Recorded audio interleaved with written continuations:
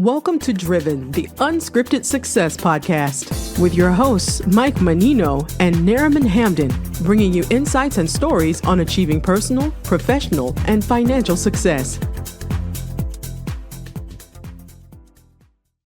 Hi, everybody. It's Michael Mannino. Welcome to Driven, Unscripted Success podcast. Today on the podcast, we're interviewing personal and professional people to share their experience with you, the audience, and how they got to where they're at today. And zooming from the beautiful island of Naples, Florida, we have Sue Ryan. How you doing, young lady? Absolutely fabulous. I'm glad to be here. Well, thanks for coming. We appreciate it. Sue is a leadership coach, and she also has written a book and has a podcast herself, if I'm not mistaken. Absolutely. And the podcast is called The Caregiver Journey. The Caregiver's Journey, practical tips and candid conversations for dementia family caregivers.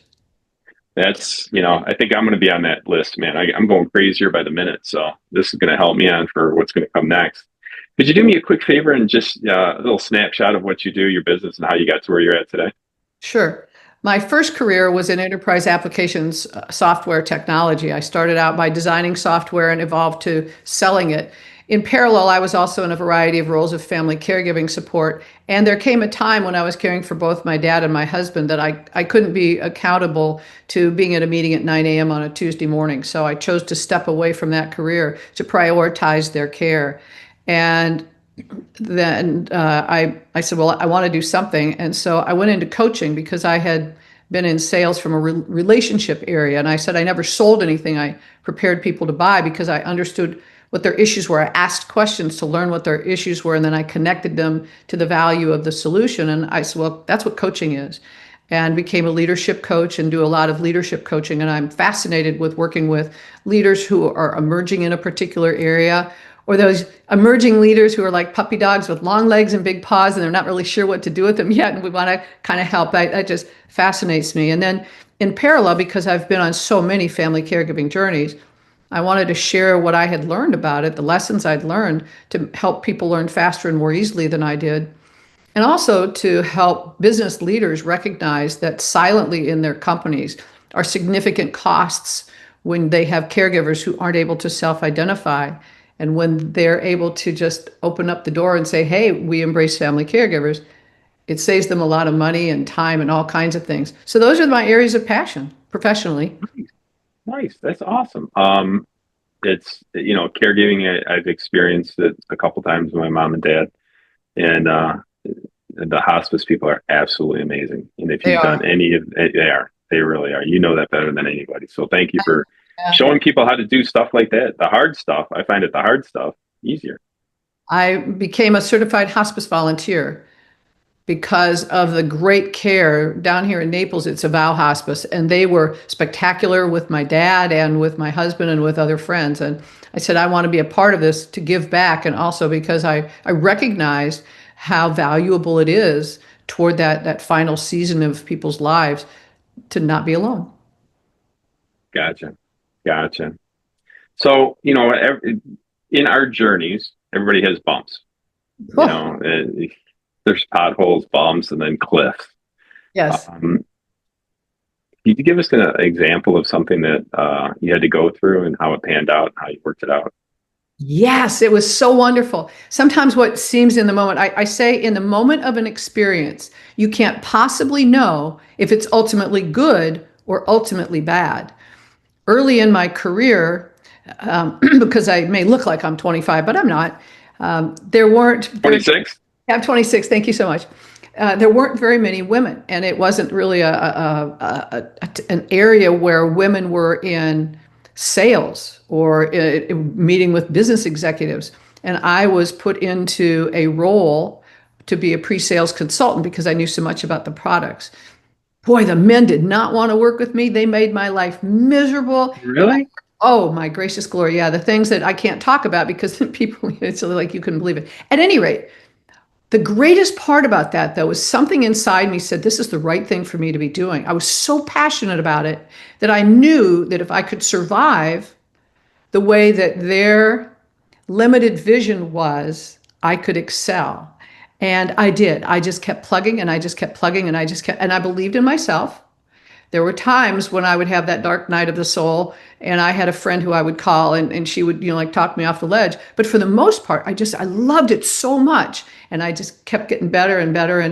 And what I learned for myself, and other people have now come back over the years and said, you stayed with it when some of us couldn't, and now we see what that can be. What I learned is that if I believed in something, it didn't matter about everybody else. And my dad taught me, he said, if you're in a room of 100 people, you're one of those people, and 99 people think the other answer is the right answer, and you believe so strongly in that answer, you hold on to it until either they're able to convince you or they turn your way.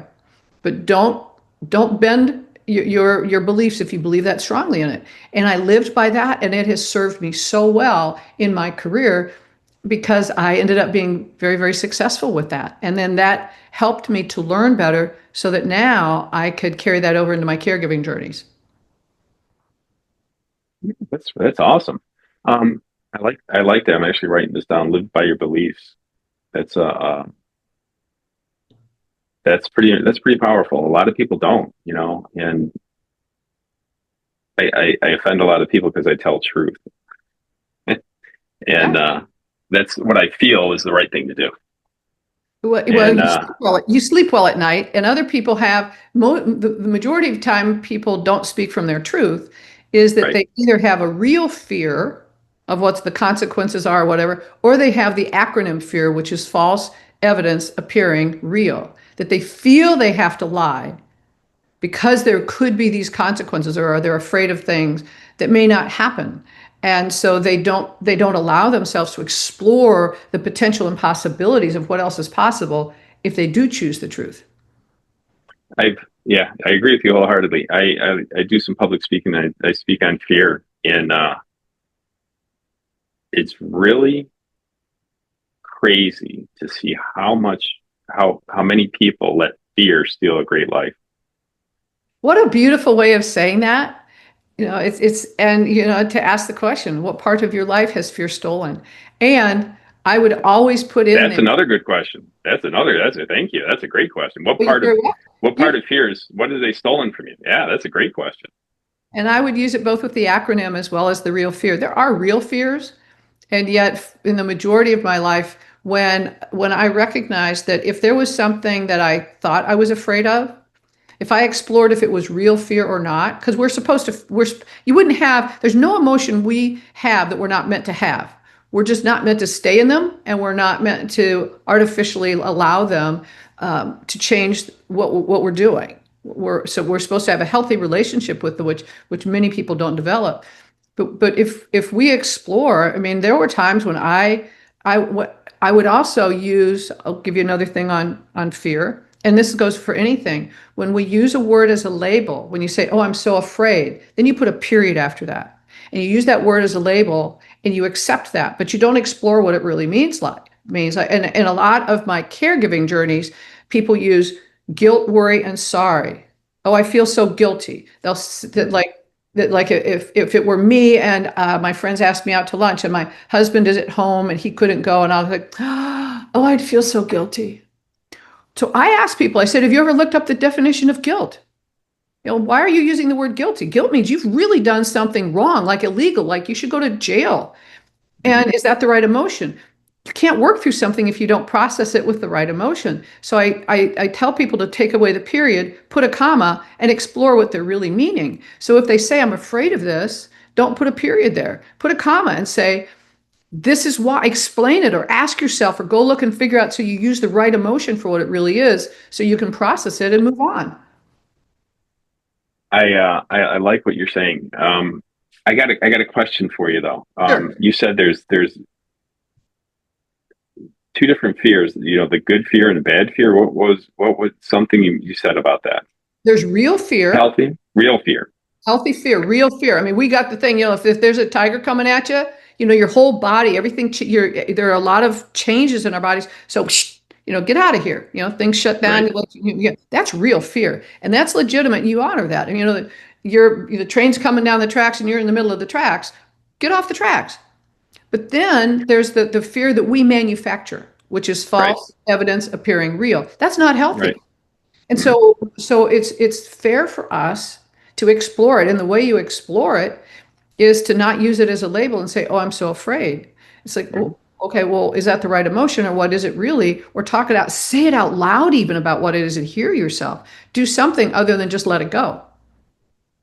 When I do my speech, I try and challenge people on I love how you go into the definitions. I try and challenge people into the definition. When you said real fear, is it real fear or danger? So I've learned over these 60 years of doing this stuff that people confuse fear and danger.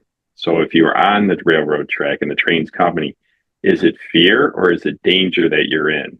And the fear of that event, is it helpful? So fear automatically drops your IQ by 20 points, I think it is.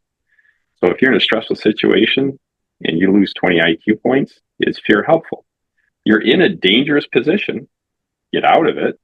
But if you don't create the emotion of fear, then you're at a calm state. You have a 20% higher chance of figuring out what to do. Well, so is it fear or danger that you're in? Well, what you're doing, whether it would be fear or danger, what you're doing that's so powerful is having people actually shift something that's been highly unconscious to them to raising to your level of awareness and being at choice. I focus a lot on being at choice because when you start saying, "Oh, I'm so afraid," or when you're a very young child and parents say, "Don't do that, don't do this, don't do that," so you start, if you do this, it's either wrong or you could get hurt. So you've got these emotions for it. Well, like about 90% of who we are is highly unconscious. It's patterns of belief and behavior. Yes. If we didn't have it, we'd never get out of the house in the morning. But for many things that we just accept the way they are and don't explore them and raise them to our level of awareness and be a choice, you figure out what is fear for you. What does fear really mean to you? And what is danger? And many of us haven't ever looked them up to recognize what they are. So you can't have the right emotion. Right. Well, yes, I agree with you. This is a great podcast. So yeah, I know exactly what you're talking about. I'm a martial artist, and the first thing you have to do is overcome your fear in anything. Oh yeah. And a lot of people, we break bricks and boards and do hard kicks and punches, and the first thing we're going to put you up against, not one of the first things, I shouldn't say that.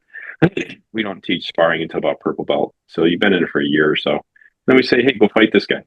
Yeah. That's terrifying for people, I became a black belt in karate. Yeah. When I was in my 30s, I became a black belt in karate because I was traveling 5 days a week, going to a variety of different cities. And, I'd get up in the morning in one city, work all day there, fly to another city. So you're getting in later in the evening. Right. And I wanted to feel comfortable and confident in that. And I also had been a gymnast and done a lot of other things. So I was both strong as well as flexible.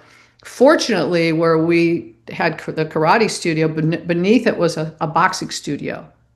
Ooh, two great arts that taste great together. Phenomenal, because we would go downstairs and do the karate from a boxing format. So it was wonderful. But you're right. And one of the most powerful lessons, and I've carried this as a metaphor lesson, we all got lined up one time and they said, okay, we're going to practice with a gun today. Today's going to be gun day. You got knives and you've got guns. I did it Monday. I did gun and knife for the red belts Monday. Yes, this is great. So, you've got the knife or you've got the gun. So what are you going to do with the knife? Okay, I should have you tell us, because you do it with the knife and the gun as well. Everybody goes, okay, what would you do if somebody came up to you with a knife? And you've got all these different things that you would do. Okay, then he says, okay, now I've got the gun. Now what would you do? And we're all coming up with all these different things. He's like, nope. Raise your hand. Yeah, okay, 100%. So why do you raise your hands? Go ahead. You put the assailant at a calming state. I'm not armed. I'm showing you I'm not armed. I'm not willing to fight you. Not resisting. And I'm also putting my hands closer to your weapon. So if I do have to get to your weapon, my hands are closer than down here. So there's a lot of reasons why you put your hands up to do that. And we call it gun and knife defense. Just like you said, your instructor, the first thing I go, what's the first? I did it Monday. What do you do? And they say, And they say, I don't know, what do you do? And I'm like, and I tell the assailant, I go, what do you want? He goes, I want your money. Yeah, There you go. I want your car exactly. keys. I want your Exactly. car keys. Yeah. I live in Michigan. They're making my new car right now. Take that one. Don't bring it back. Right. And now I want your life. Now you have to. Now you have to go through the techniques. Yeah, but it's like, run. Like run. You don't have to stick there. You tell people that, and they just go, "Oh, that's a great idea." They don't think about until it. your consciousness is raised to this level of awareness, once you've raised it to your level Right. so this is the thing about being at choice about other emotions. When people accept, because I do the exercise with guilt, worry, and sorry, because those are so often used, especially in the caregiving space. And I'll say, well, tell me what your definition is. And you've absorbed your definition because other people have modeled it. So you haven't necessarily looked. It's the same thing with grief. You didn't go to school to study what it is. So you've watched other people who have grieved and the ways they've grieved. Oh, well, this must be the way you do it. Because it's a person of authority. Usually when you're young, it's a grandparent or someone who's passed away. So people are modeling what it looks like. You're not studying it. You're not looking it up, and you're not getting your own definition. And my big thing is own the emotion, have whatever emotion is, but have it be your emotion that you've chosen. So it's a healthy version. And this is where I get to the healthy version of it.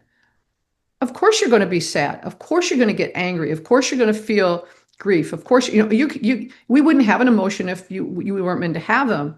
But if you don't use the right emotion to process it, you can't get out of it. Yeah. And grief's a tough one though, because there's 5 stages. Was there 5 stages of grief? Well, so I don't really go into the stages of grief. I don't, because people have written books and all of those things. Here's my thing with grief. You have a sad experience that happened.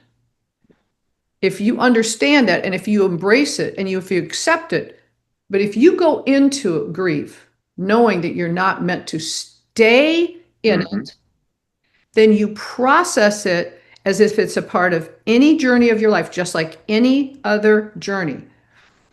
You before you were in love, you had never experienced that. You'd never processed it. You didn't have a reference reservoir for it. But you Agreed. And you have different stages of that. So one of the things that happens so often in grief is that even when they talk about the different stages, they don't really focus on the fact that just like any other emotion, you're not meant to stay in it. You're not. Yeah. Yes, exactly. And with grief, it's a tough one because people process it differently. Everybody does. They process love. They process anger. I've seen people who, if you look at them the wrong way, they get wildly upset.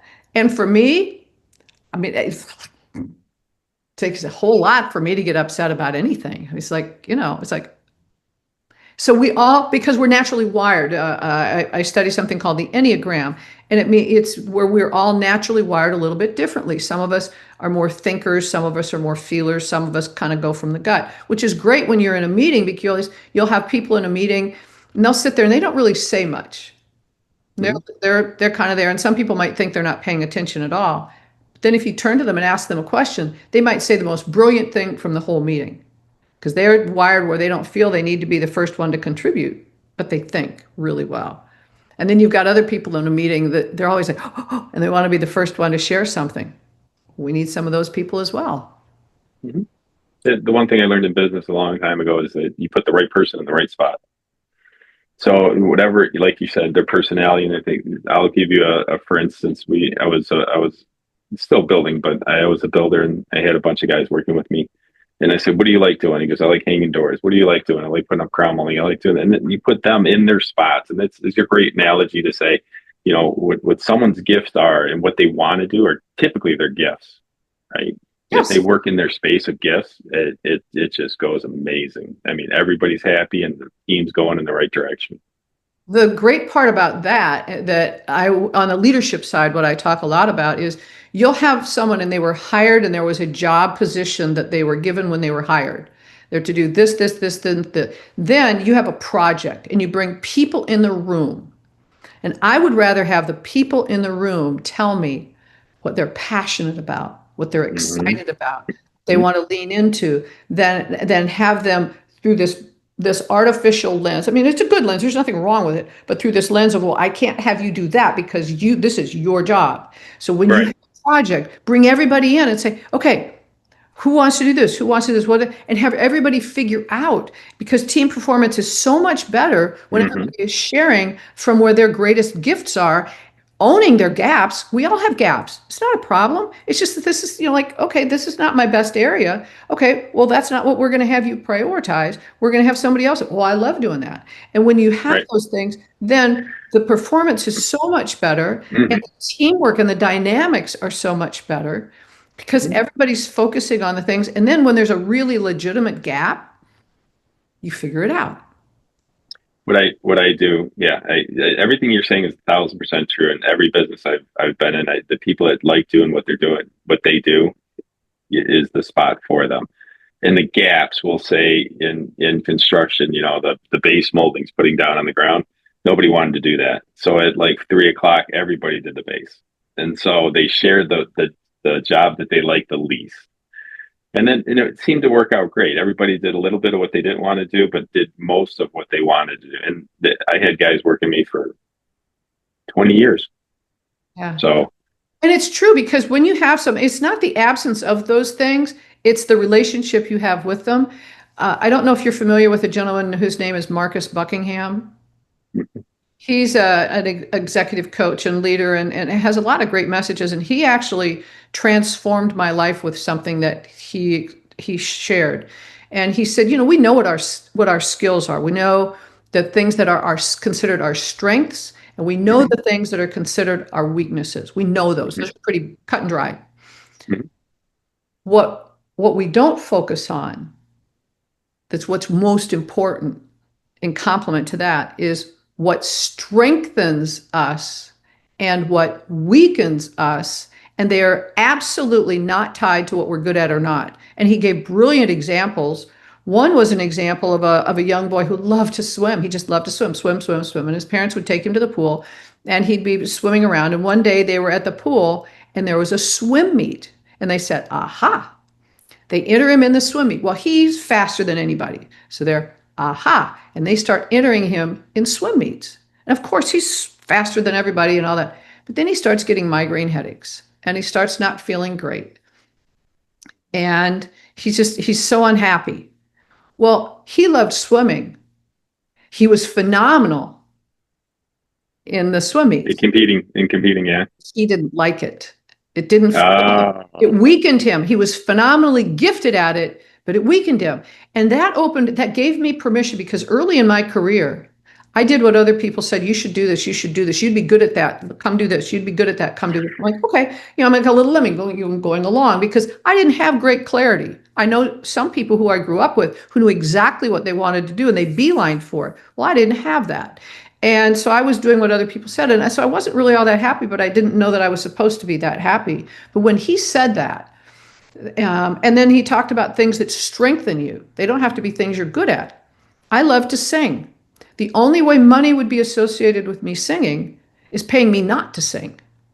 Because there's not a note that comes out of my mouth that is anywhere close to what it's supposed to be.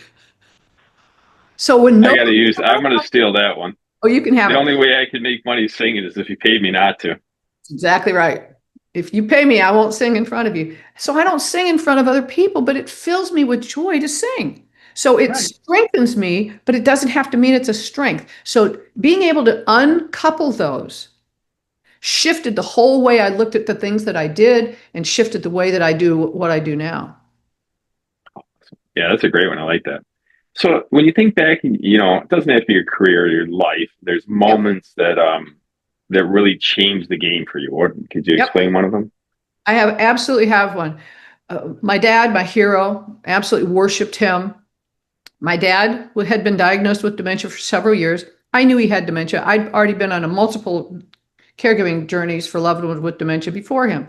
So we're sitting out in the back porch one night, and it's dusk. And we're just relaxing. It's just this nice evening. We're relaxing. And all of a sudden, he jumps up. Now, he has dementia, and it's called frontotemporal dementia with aphasia, which means it impacts their ability to speak. So he jumps up, and he says, walk the dog. And they have a little dog, and so he goes and he grabs a leash. Well, on this porch, if you go out the right-hand door, their home was on my dad and stepmom. Their home was on a sloping, grassy hill. And down in Florida, the grass is like razor blades. Well, the other door out the other side goes to this nice, smoothly paved concrete path. My dad, two things my whole life, he kept telling me lesson after lesson. I want to teach you how to be safe in case I'm not there to help you. And I want to teach you how to think so you'll know what to do when I'm not there for you. Because we talked almost every day and he taught me so many things. So I am thinking about this. My dad jumps up, grabs the dog, puts a leash on. He starts going toward this door that goes to the sloping grassy hill at dusk. Dog's bounding around, the whole bit. I'm thinking, aha, safe. Go out the other door. So I go over to my dad, say, Daddy, let's go this way. It's safer. My dad, walk the dog. He's heading to that door. And I think, I got to stop him. I go and get in front of him, in front of the door. Now, my dad, he would spank me if I did something wrong. There's no, but other than that, all he ever did is hug and kiss me. My dad pushed me out of the way. Really? I'm like, what? He wanted to go out the door. Okay. So we get to the bottom of the hill. The dog's agitated. He's agitated, but everybody's safe. I'm evaluating later what went on. And this is the transformational moment. I had accepted that my dad had dementia, but I hadn't fully accepted it. And what came from that was what I call massive acceptance. Massive acceptance is I accept something exactly the way it is in that moment. I don't have to like it. I don't have to understand it. And I don't have to agree with it. I just have to accept it without judgment of myself, judgment of the situation, or judgment of anyone else. So when I completely accept it, then I can stay fully, radically, and I call it radical presence. I can stay radically present in that moment and make the wisest choice in that moment. And what I reflected on, what came to me is if I had been massively accepting my dad's dementia, I would have recognized he had no capacity to do anything else. That's all he knew. And if I was staying fully present in the moment, what I would have recognized is, okay, I'll go with him. I'll walk with him. I'll kind of keep a little bit in front so I could grab the leash if the dog did that. But I'm going to keep him very calm, and we're just going to have so it would have been a completely different experience. Different situation, yeah. And that transformed that experience, and I now use it in all areas of my life. And it has made my caregiving journeys so much easier. Beautiful. I like, a lot of people don't take, that's taking ownership of the situation. Then a lot of people don't do that. They try and control. Control is an illusion. It really is. Not you don't really have control of every situation. You have control of your response. Not anything that happens to you. You know what I mean? You just have control of the response. That's all you have. Yeah. And sometimes I think we don't even have that. It's not far off. You're not far off. Because I learned somebody says something, and this is something else that I learned that has been so transformational. Somebody will say something, and we feel like we either need to react to it, reply to it, like if it's an email or something, or make some kind of a response to it. No, we don't have to go to their emotion, and we don't, because they said something doesn't mean we have to say or do anything. That was one of the most liberating things I learned in my entire life, because then I could have somebody just get right up in my face about something that was so important to them, and they were so sideways about it. I didn't have to get sideways. I didn't have to try to go into their problem and help them fix it. And I didn't have to say anything. I could just say. Yeah, they don't want to say anymore. They don't know what to say because they're wanting my energy to come back at their end. And I'm like, no. They want the conflict. In martial arts, in martial arts, the one thing that you learn at green belt every time is get out of the way. You don't have to reply to everything. No. And then it leads them into the place you want to be, and being calm in the fight. Or like what you said, when someone's coming at you with this energy, and you're just sitting there, calm. Yeah. I'm not going to engage. It does mess up their plan. It really does. One of the most powerful ones. And again, my dad. I just worshipped my dad. He had such great phrases. He taught me two of them. One is, and this is, it's so neutralizing. It's hysterical. So somebody's all twisted up sideways about something, and you just kind of, you just kind of, that's actually one of them. He gave me three of them. One of them is just like, you nod your head and go, That's one, because like no response. Another one is you're nodding your head and you go, You may be right. And the third one is, oh, whoops, I got my reactions. The third one is, you go, I'll take that under advisement. There you go. They're both completely neutral. You haven't said, no, you're wrong. Right. But you haven't engaged. Right. And they have that's a neat little concept. That's a neat little concept. I like that. You don't have to engage. You don't have to engage. That's great. Just because somebody else wants to engage you does not mean you have to engage. And that's also a big thing about fighting. I mean, one of the things we learned early on in karate is somebody hears you're doing karate and they come at you like they want to fight you. Mm-hmm. And it's like, oh, no, I don't do that. Right. And it's so they don't know what to say. You just knock them off their game. They don't. They want you to get all like, up, and you're going to just like, oh no. Defensive posture. They want to put you in a defensive posture. And if you don't get in a defensive posture, they don't know what to do. Especially if they don't know how to actually do karate, because, if they get in a defensive posture, we had to practice that too. When somebody who doesn't know karate gets into a defensive posture, what do? First of all, you walk away. But if for some reason there would be something, well, when they get in a defensive posture, they have actually exposed the part of their body that you could so easily do something with. So you just have, one thing you would do, and then, you're done. That carries over into business too. That carries over into a lot of I'm going to write a book on how martial arts helped out my businesses. So there's so much to it. It's insane. The one that I could say the most was a martial arts class taught me how to build a business. So when you start in martial arts, you're a white belt. You walk in, you know nothing. You don't know learn something. You don't know. Right. You don't even know what you don't know. You learn something. Then you get to yellow belt. Then you get to purple belt. You learn something else. You get to green belt. And then about red belt, then you got to start teaching. And I'm like, oh, that's pretty cool. You got to start to help teach. You're an assistant teacher. And then once you get to black belt, you're an instructor. You're not a color belt no more. You're an instructor. You've learned what you need to learn. You're going to learn more, but you have to just concentrate on teaching. And when you teach, you learn more than actually learning, right? You're shaking your head. That's true. Oh, absolutely. And that's really how you set up a business. That's how you start a business. You come into whatever industry it is. You don't know what you're doing. You learn it. Then you teach it. And then you can start your own, at black belt, I say you can start your own business, because then you know how to teach it. And then if you can teach people to do what you were doing, you can do any business.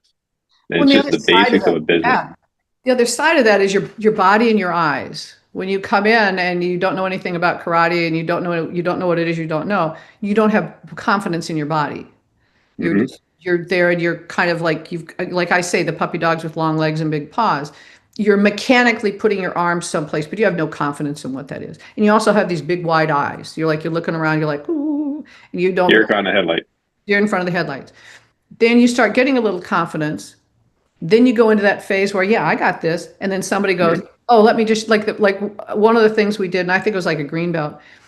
When we would spar early on, the black belts were never allowed to touch us. They were never allowed to sweep us or touch us or hit us, anything like that. And so then, you kind of get up here a little bit. You think, oh, yeah, I'm good. And you go, and then when you get I don't know this story, but I know where it's going. I've seen it 1,000 times. You've seen it. So then when you get to be like a green belt, all bets are off. The black belts are then allowed to actually do something, because you're feeling a little cocky. You're feeling like, and this is the same thing in business. You get a little success, you get going, but you think, I got this. And then somebody who's really wise and really knows, it's like, okay, now I have to let them know that, no, you really don't.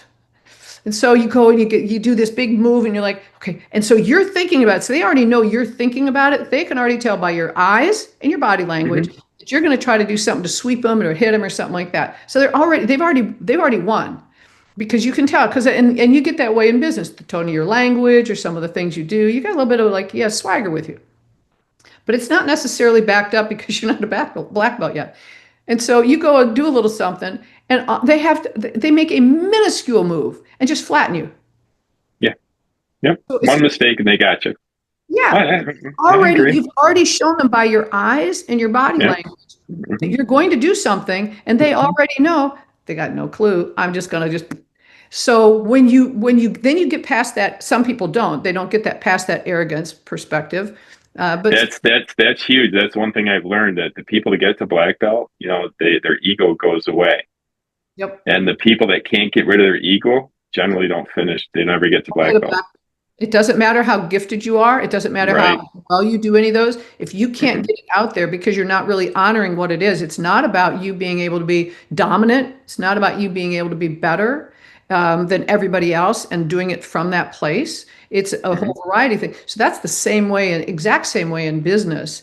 And Absolutely. go through all the seasons. And so, I look at eyes, when they're young, the eyes are big, mine were, and then they get softer and softer and everything. Yeah. But and do you notice that the highest people I've met in business are the least arrogant people I've ever met in my life? I will say there are some who have not become a black belt yet, and so they are still, they have opportunities to practice the blessing of patience. Right.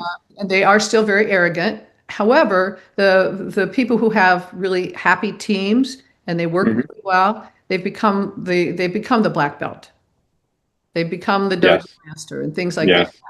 And it's not because you're stronger. It's not because you have one of the things that they talked about with us is they said, if you're fortunate, you will never ever have to actually fight.